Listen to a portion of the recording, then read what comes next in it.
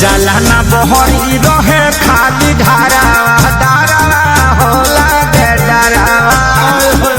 पानी पानी कहने सारा धारा बोल की सारा होला गे जरा